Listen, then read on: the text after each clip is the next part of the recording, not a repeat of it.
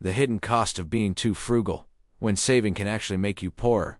You ever have one of those moments where you're standing in a store, holding something you actually need, and you put it back because you think, I'll save the money.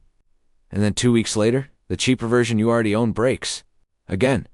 Or you skip the $40 oil change to save money. And then 6 months later, you're hit with a $1,200 repair bill. Or you refuse to buy lunch at work because you're being responsible. But the stress of constantly restricting yourself makes you binge spend $180 on DoorDash at the end of the week. And you're sitting there thinking, I'm doing everything right. I'm being frugal.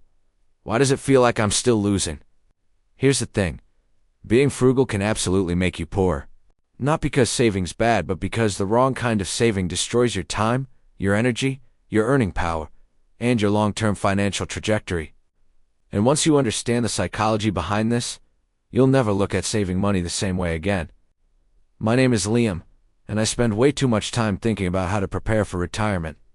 If you're someone who wants to get the most out of your dollar, make sure to hit that subscribe button and give this video a thumbs up if this helps you out. Alright, let's break this down. The frugality trap nobody talks about. Look, most people think the opposite of wealth is overspending. But here's what most people don't realize. The opposite of wealth is fear. And fear often disguises itself as frugality.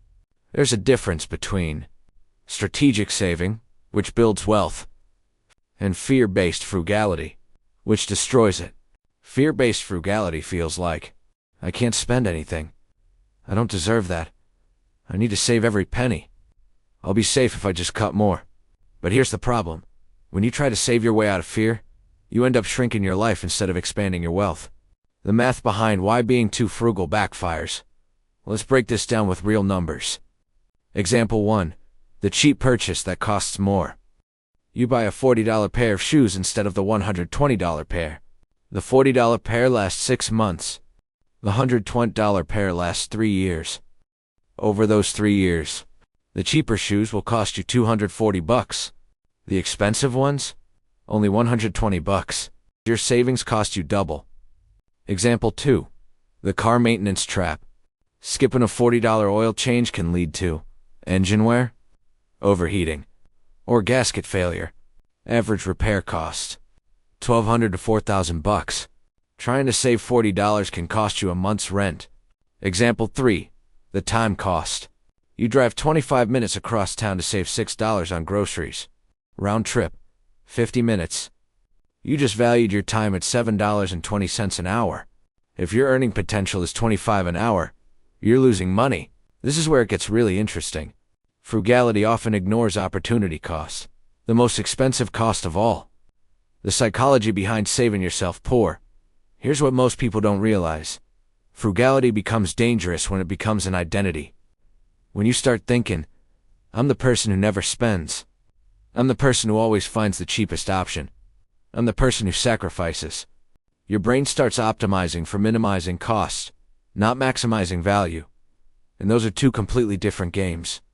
Minimizing cost shrinks your world. Maximizing value expands it. This is why some of the most frugal people stay stuck. They're playing defense their entire lives. The story that explains everything. Let me tell you a quick story. A friend of mine once bragged about how he saved $300 by doing his own brake job. He spent 6 hours watching tutorials, 4 hours doing the job, 2 hours fixing mistakes, 1 hour driving back to the store for the right tools. Total, 13 hours. Not to mention the tools he never used again. Jack and Jack stands, $100. Socket set and wrenches, $90. C-clamp or caliper tool, $30. Torque wrench, $50. His $300 savings cost him 13 hours of time, $270 for tools, and a ton of stress. That's not frugality. That's false economy. Viewer objections. Now you might be thinking, but Liam, saving money is good? Yes, strategic saving is good. But mindless frugality is just fear wearing a responsible mask. Or maybe you're thinking, I can't afford to buy quality. Totally fair. But here's the thing. You can't afford to buy cheap forever. Cheap costs more in the long run. Or maybe I'm just trying to be responsible. I get it. But responsibility isn't about spending less. It's about spending intelligently. The hidden cost of frugality.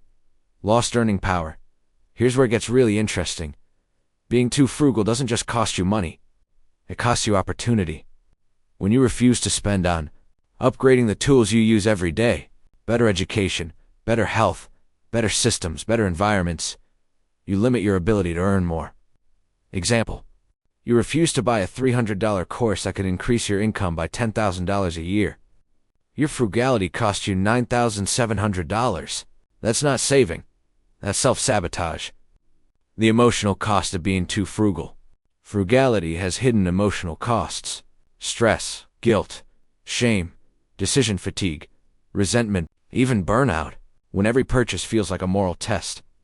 You drain your mental energy. And when your mental energy is drained, you make worse financial decisions. This is why some of the most frugal people end up binge spending. Their willpower collapses. Actionable steps to avoid saving yourself poor. Let's get practical. Step 1. Identify false savings. Ask yourself, will this cost me more later? If yes, it's not a savings. Step 2. Use the 10 times rule. If something will save you 10 times its cost in time, stress, energy, or money, buy it. Step 3. Spend on high leverage categories. These categories always pay off. Healthcare, preventative, and nutrition. Skills that upgrade your quality of life. Tools that you will use often. Activities that build and strengthen relationships. And time-saving systems that actually help. Step 4. Avoid identity-based frugality. Stop saying, I'm cheap. Start saying, I spend intentionally. Step 5. Create a smart spending budget. Allocate money for quality of life upgrades, time savers, and personal growth. This prevents guilt and binge spending. The final reveal. Here's the truth. You can't shrink your way to wealth.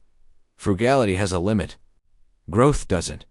Saving money is important, but saving money the wrong way is expensive. The goal isn't to spend less. The goal is to spend better. Because wealth isn't built by avoiding every cost. It's built by understanding which costs create value.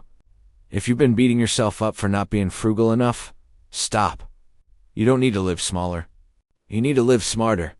Spend where it matters. Save where it counts. Invest where it grows. You're already ahead of most people just by watching this far.